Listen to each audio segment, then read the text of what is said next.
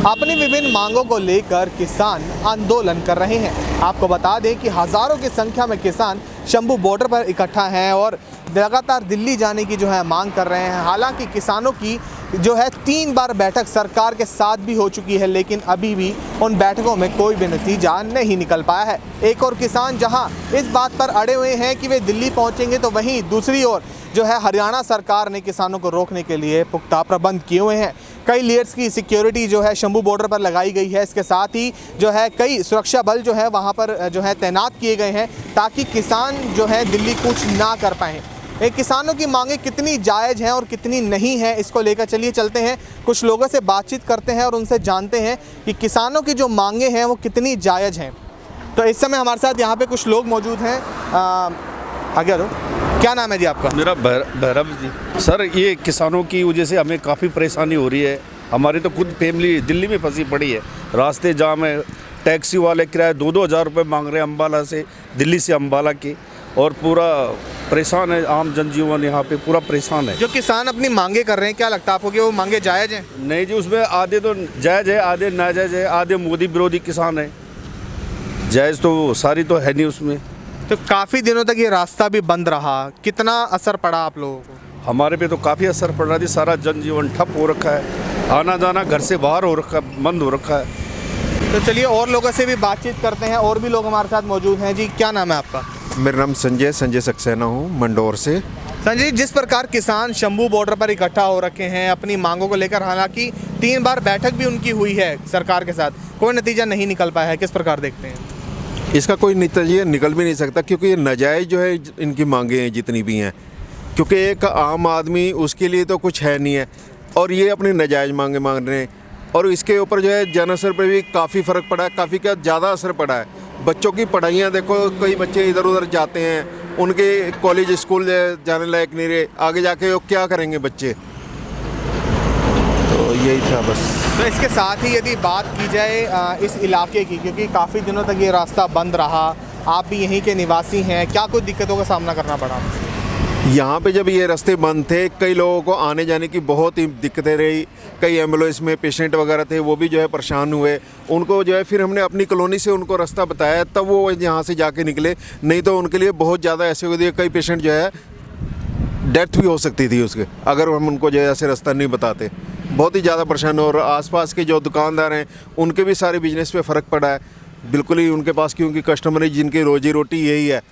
अब बताओ वो किसान उसके रोजी रोटी के नुकसान भरेंगे? वो कुछ भी नहीं भर सकते हैं वो। तो चलिए और लोगों से बातचीत करते हैं। और भी लोग यहाँ पर मौजूद हैं। क्या नाम है आपका? हरप्रीत सिंह जी। हरप्रीत जी, थोड़ा आगे आ जाओ। हरप्रीत जी, यदि बात की जाए किसानों की, कई मांगे उनकी हैं, क्या लगता है मांगे जायज़ हैं? नहीं जी, हमारी दुकानों पे बहुत असर पड़ रहा है, आगे जाम लग रहा है दुकान बहुत, इसीलिए तो दुकानदारी पे काफ़ी फ़र्क पड़ा है? बहुत फ़र्क पड़ रहा है, इसीलिए साथ ही ये सड़क भी काफ़ी दिनों तक जाम रही, बंद रही। बहुत लोगों को रास्ते बता के भेजना पड़ा कहीं कहीं से। चलिए और भी लोग यहाँ पर मौजूद हैं, उनसे ही बातचीत करते हैं। यदि बात की जाए किसानों की, उनकी जो मांगे हैं, लगातार बैठकें भी हुई हैं, 3 दौर की बैठकें हो चुकी हैं, कोई नतीजा नहीं निकल पाया है, किस प्रकार देखते हैं? जो उनकी मांगे हैं जायज़ हैं या फिर मांगे जायज़ नहीं हैं? ऐसा है, नतीजा तो निकलेगा भी नहीं। उसका कारण है क्योंकि जब पार्ट 1 आंदोलन शुरू हुआ किसानों का, तो हम लोग भी बड़े सहमति थी हमारी भी उनके साथ, काफ़ी पब्लिक जुड़ी हुई थी उनके साथ कि भाई किसान हैं, अन्नदाता हैं हमारे। परंतु अब जो इन्होंने काम किया है, एक तो सरकार ने अन्नदाता कह करके ऐसा कर दी जैसे पूरे संसार को ये फ्री में अन्न दे रहे हों। पोजीशन ये है। पहली बार जब आंदोलन किया तो जनता इनके साथ थी, पर अब हम इन लोगों के साथ बिल्कुल भी नहीं है। उसका कारण ये है, हर काम पे तो हम पैसा दे के खरीदते हैं, सरकार सब्सिडी इनको देती है। यहाँ तक कि अगर किसान वर्ग का, SC वर्ग का कैटेगरी व्यक्ति है, उसको ट्रैक्टर भी 50% ऑफ में देती है। ट्रैक्टरों पे सब्सिडी तुम्हारी, बिजली पे सब्सिडी तुम्हारी, उन्हीं ट्रैक्टरों को लेकर तुम सरकार के विरोध में बोलना शुरू कर दो। तो इसी प्रकार से जितनी परेशानियां हो रही हैं, बच्चों के एग्जाम सिर के ऊपर आ गए हैं, बच्चे क्या करें, पूरे साल मेहनत करिए, वो तो सारे के सारे खत्म हो जाएंगे। कौन भरेगा उसका नुकसान? कर आम जनता जो परेशान, उसकी कौन नुकसान है? आम जनता अब इनके साथ नहीं है। असली किसान खेतों में आज काम कर रहा है। अब ये जो है, इसमें से मुश्किल से अगर 100 में से 10% किसान होंगे, 90% तो सिर्फ एक राजनीतिक से प्रेरित है और इसके अलावा कुछ भी नहीं। जिस प्रकार से सड़क को भी बंद रखा गया, किसानों का कहना ये है कि हमने सड़कें बंद नहीं करी बल्कि सरकार ने सड़कें बंद करी हैं, जिसकी वजह से लोगों को परेशानियों का सामना करना पड़ा। अगर पार्ट 1 की बात करें तब सड़कें किसने बंद करी थी, शरारतें किसने करी थी, उपद्रव किसने किया था? अगर पिछली बार इतनी हरकतें ना की होती, अब भाई सरकार है, सरकारें भी तुमसे ही सीखेंगी। पिछली बार सारी जनता हम सब तुम्हारे साथ थे, तुम्हारी हरकतों से पूरी दिल्ली दहला दी तुमने, पूरा इलाका दहला दिया तुमने, तो सरकारें अलर्ट होगी। उन्होंने इसीलिए चलने से पहले ही तुम्हारे को बॉर्डर पे रोक दिया, क्योंकि अब अगर कोई नुकसान होगा तो केवल और केवल जो पंजाब के किसान हैं उनका नुकसान होने वाला। कारण क्या है? क्योंकि हरियाणा में तो 14 फसलों पर MSP दी जा रही है, 14 फसलों पर, और वहाँ पे 2 हैं पड़ोस में। भाई सारी गलती तो तुम्हारे पास है, देश के ऊपर तुम अपना सारी बात जुगाड़ को फिक्स कर रहे हो, तो ऐसा नहीं चलेगा। हिंदुस्तान के अंदर केवल हरियाणा एक ऐसा राज्य है जहाँ पर 14 फसलों पर पूरा रेट दिया जा रहा है, आवश्यकता से ज़्यादा रेट दिया जा रहा है। अब तो MSP दी जा रही है। अब तो केवल और केवल राजनीति से प्रेरित प्रोग्राम सारे हो रहे हैं कि किसी प्रकार से ऐसा माहौल रच दिया जाए जिससे कि बस राजनीति, इसके अंदर कहेंगे नहीं कौन सी पार्टी का योगदान है, कैसा है, पर ये राजनीति है केवल। और भी लोग हमारे साथ हैं, आ गया जी। यदि बात की जाए किसानों की, कितना प्रभाव पड़ा आपके बिजनेस के ऊपर यहाँ पे आंदोलन की वजह से? सर, जब से आंदोलन शुरू हुआ है ना कोई ग्राहक आया है, क्योंकि शोरूम के आगे बिल्कुल ही जाम लगा हुआ है। ठीक है, हमारे शोरूम का रोज़ का खर्चा 3000 रुपये है, लेकिन घर में सुबह से शाम तक हम बिल्कुल खाली जा रहे हैं। ठीक है, इसलिए अगर ये जाम लगातार चलता रहा तो हमारे को बहुत नुकसान हो जाएगा। तो आप देख सकते हैं किस प्रकार जहां एक और किसान शंभू बॉर्डर पर इकट्ठा हैं, उनके लिए जो काफ़ी सड़कें वगैरह जो है बंद की गई, तो लोगों को भी काफ़ी ज़्यादा परेशानियों का जो है वो सामना करना पड़ा। इसके साथ ही लोगों का कहना ये भी है कि इनके कारण इनका जो बिज़नेस है उस पर भी काफ़ी ज़्यादा प्रभाव पड़ा है। तो चलिए और भी कुछ लोग हैं, उनसे भी बातचीत करते हैं, उनसे भी जानते हैं। यदि आगे आ जाइए, यदि बात की जाए किसान आंदोलन की, क्या प्रभाव पड़ा है?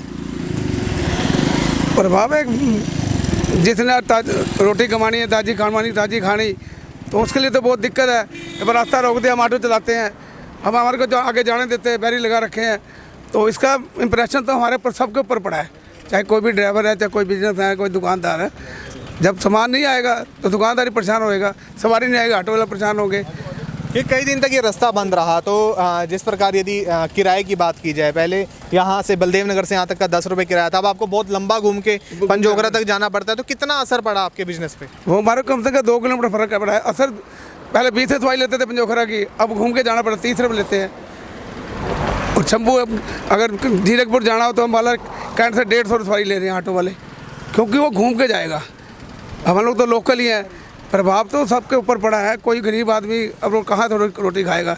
4 दिन हड़ताल होगी, सवारी नहीं आएगी तो क्या करेंगे? ना बसें हैं ना ट्रेनें हैं। बसों ट्रेनें में सवारी आएगी तो हमारा काम निकलेगा, चाहे वो बैटरी वाला है, चाहे ऑटो वाला, कोई भी है।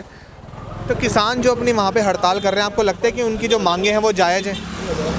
नहीं, वो तो अपने लिए कर रहे हैं ना, कुछ हमारे लिए थोड़ी कर रहे हैं।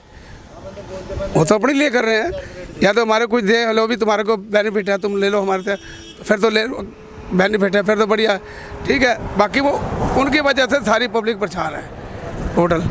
अब जिसने रोटी कमानी है वो तो क्या करेगा? वो जहाँ हम आगे 500 रुपये कमाते थे, अब 200 रुपये नहीं बढ़ता। 200 में क्या 100 का तेल पाएंगे, क्या घर देंगे, क्या बच्चे खाएंगे? जिन्हें फीस देनी, कपड़े देने, कपड़े लेके देने, यूनिफॉर्म देनी है, पेन पेंसिल सब कुछ देना है, तो फिर उसका असर तो। किसान तो ये कह रहे हैं कि हम अन्नदाता हैं, हम आप लोगों को अन्न दे रहे, तो आप हमारा साथ क्यों नहीं दे रहे हो? नहीं, अन्न तो कहना मतलब ये किसान अपनी मांगे मनवा रही है। MSP वो करो जी, किसान हमारा अनाज इतना लो। प्रभाव तो सारे ऊपर पड़ेगा ना, वो अपना फ़ायदा सोच रहे हैं। और यहाँ कहना जिसने हमने कमाना अपना ताज़ी कमानी है, हम कहाँ जाएंगे? बिल्कुल, जो लोग रोज़ अपना मेहनत करते हैं, रोज़ कमाते हैं, उन लोगों को काफ़ी ज़्यादा जो है परेशानियों का सामना करना पड़ता है। हमने यहाँ पर जो है कई लोगों से बातचीत की, जो चलते लोग हैं उनसे बातचीत की, इसके साथ ही जिन लोगों के यहाँ पर बिजनेस हैं, इसके साथ ही जो ऑटो ड्राइवर्स हैं, सभी से हमने बातचीत की। उनका कहना सिर्फ यही था कि जितनी ज़्यादा उन लोगों को परेशानी हुई है केवल किसान आंदोलन की वजह से, क्योंकि रास्ते जाम हो गए, इसके साथ ही जो लोग हैं इनके बिजनेस वहाँ पे ठप हो गए जस्ट बिकॉज ऑफ, क्योंकि वहाँ पे रास्ते बंद हैं, लोग वहाँ तक नहीं पहुँच पा रहे। शहर जो है वो पूरा एक तरह से इस प्रकार के शहर के अंदर सिचुएशन बना दी गई है कि जैसे कर्फ्यू लग गया हो, क्योंकि सड़कें बिल्कुल खाली पड़ी हैं। तो ये कहा जा सकता है कि किसान जिस तरह अपनी मांगों को लेकर वहाँ पर खड़े हैं, तो उससे लोगों को भी काफ़ी ज़्यादा परेशानियों का सामना करना पड़ रहा है।